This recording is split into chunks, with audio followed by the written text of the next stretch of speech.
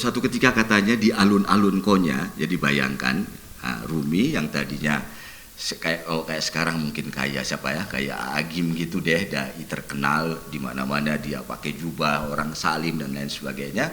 Setelah ketemu dengan Syamsi Tabriz, berdua di dalam kamar saling bercakap, tidak keluar-keluar, kemudian dia mendapatkan kesadaran bahwa dirinya sebagai manusia harus dilengkapi dengan kesadaran rasa. Konon setelah itu dia di alun-alun dan menyanyi dengan biduan terkenal di kota Konya. Bayangin dong, tiba-tiba saja ahli fikih yang tadinya itu nyanyi di alun-alun kota dengan biduan terkenal. Jadi bukan dengan santrinya tapi dengan biduan terkenal. Semua orang nggak mengerti dan seterusnya, tetapi itulah jalan yang dipilih Rumi karena musik atau seni itu memberikan sayap lain dari dirinya. Hafalan-hafalan fikih, Al-Quran, hadis dan lain sebagainya itu cuma satu sayap saja dalam beragama, tapi sayap yang lain adalah seni, adalah musik, adalah seni rupa dan lain sebagainya. Dan di titik itu saya kira Rumi jadi penting untuk dihadirkan, dan itu yang menjadi dasar kenapa memilih madrasah namanya Rumi. Karena itu kali ini teman-teman sekalian, Kang Ferry, kita di dalam galeri bukan tanpa sengaja, saya kira kita lihat ada beberapa lukisan menarik yang keren sekali. Ini Kang Rosid yang membuatnya, ada lukisan ini lukisan yang luar biasa menarik, saya kira ini di antara padi-padi dan seterusnya. Nah untungnya malam ini kita kedatangan sahabat yang lain, ada Kang Heru Hikayat, nanti saya akan minta ia untuk ngomongin karena dia kurator, dia mesti ngomongin seni rupa itu kayak gimana, lalu seni rupanya Rosid itu kayak gimana. Sebelumnya kita akan ngobrol-ngobrol dulu sebenarnya dengan Kang Rosid, tapi Kang Rosid lagi melukis ya. Oke, bisa sambil ngobrol Kang Rosid sebenarnya. Bisa ceritain lukisan-lukisan ini kayak gimana? Yang kenapa melukis misalnya Kang Rosid kalau nggak salah dari daerah Parigi sana, dari daerah yang jauh. Di pertemuan Maulud sebenarnya konon dimulai dari kegiatan Mauludan. Mauludan itu kan di kampung-kampung pasti buat dekorasi panggung ya.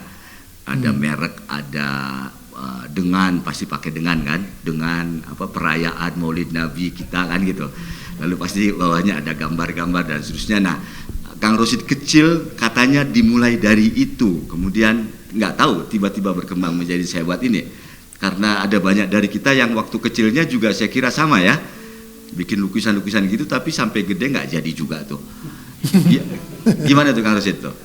Pengalaman kok bisa jadi kayak gini nih? Terima kasih. Assalamualaikum warahmatullahi wabarakatuh. Waalaikumsalam warahmatullahi wabarakatuh. Sampurasun buat teman-teman semua yang hadir di sini. Terima kasih Kang Bambang dan Kang Ferry dan semua teman-teman yang hadir di sini. Binyamin terus dan yang lain-lain mungkin saya nggak bisa menyebutkan satu persatu. Terus terang ini suatu kehormatan buat saya dengan acara ini. Saya kok tiba-tiba memang sebelumnya udah dikunjungi sama Pak Bambang dan ada pembicaraan mengenai kegiatan ini, dan alhamdulillah dengan acara ini di bulan suci Ramadan ini mudah-mudahan bulan yang penuh berkah. Ya terus terang saya sebagai seniman, sebagai awal saya berkarir tentang seni, mungkin awal saya meniti karir saya waktu saya SD, SMP mungkin senang olahraga dulu.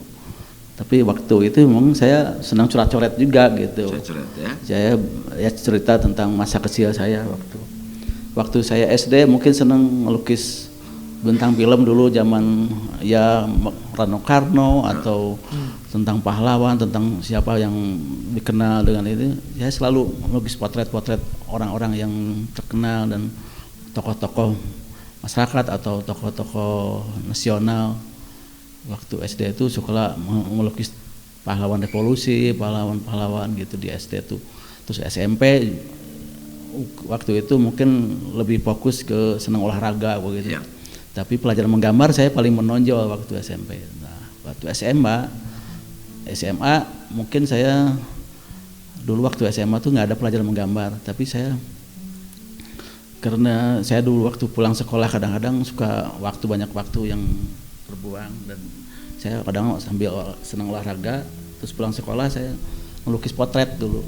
Potret pertama potret keluarga, potret bapak saya, ibu saya, terus tetangga, saudara-saudara, terus sampai tetangga banyak yang guru-guru yang pengen dilukis. Dari kelas 1 SMA sampai kelas 3 SMA tuh selalu ada yang pengen dilukis.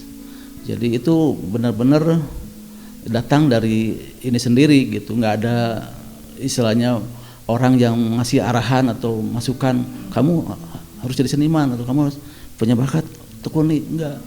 Jadi karena seni itu di kampung tuh dianggapnya nggak penting. Dan tadi Mama cerita tentang dekorasi, saya dari SD SMP itu di masjid ada pemuludan, itu saya yang dekorasi. Dari SMA dari kelas 1 sampai kelas 3 saya yang dekorasi. Jadi yang anak-anak kelas 3 tuh karena ya mungkin nggak berbakat dan saya selalu ditunjuk gitu. Waktu di masjid atau di sekolah atau terus sekarang udah saya ke Bandung, dan itu ya alhamdulillah bekal itu saya selalu terus gitu. Bekal bakat dan kemauan, ya mudah-mudahan ini bahan perenungan buat semua. Jadi semua juga dilahirkan dengan talenta masing-masing. Saya dari 6 keluarga, saya laki-laki semua, jadi Bapak sendiri, bapaknya Kang Rosid sendiri bukan pelukis kan? Bapak saya petani di kampung dan awam sekali terhadap seni, dan bapak saya tuh memang dunianya di sawah, di kebun. Karena awam jadi dia nggak komentar. Nah itu waktu memori waktu saya kecil tuh saya selalu muncul ketika saya sekarang udah jadi ini, karena saya waktu SD, waktu sebelum masuk sekolah itu dulu seneng ikut ke sawah, bermain di sawah, di kebun. Terus bapak saya aktivitas apa, saya ikut gitu. Nah itu memori masa kecil itu melekat sampai sekarang. Makanya saya wujudkan dengan objek lukisan bapak. Dengan objek-objek ya. Jadi pertama penghormatan ke bapak, kedua menggali semangat hidupnya, ketiga penghormatan petani. Terus saya sekarang mungkin ngumpulin artefak petani. Kenapa ngumpulin artefak petani? Bukan saya ngikuti orang. Ya. Tapi mengikuti berdasarkan pengalaman pribadi saya. Jadi waktu saya kecil, dapur saya itu kayak mirip yang seperti di belakang itu. Jadi saya ingin mewujudkan masa kecil.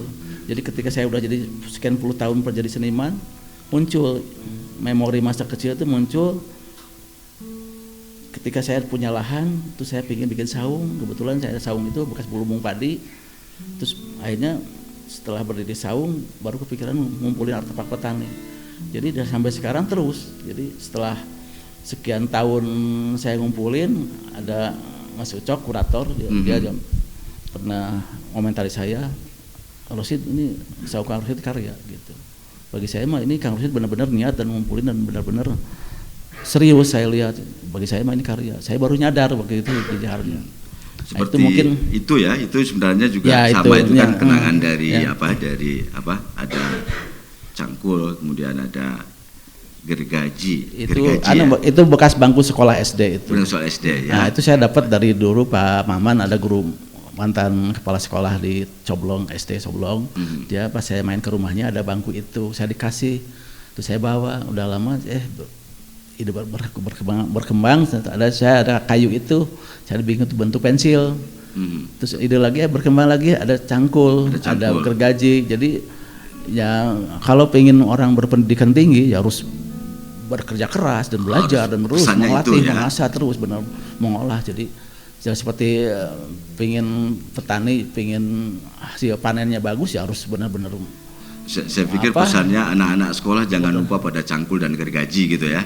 Enggak, maksudnya simbol pekerja keras itu. Pekerja keras, oke. Jadi bukan hanya sekedar menampilkan estetika atau bentuk itu aja, tapi di situ yuk kita sama-sama merenung dengan ini pengalaman pribadi masing-masing, perjalanan hidup masing-masing ya, dengan objek itu dan benda itu.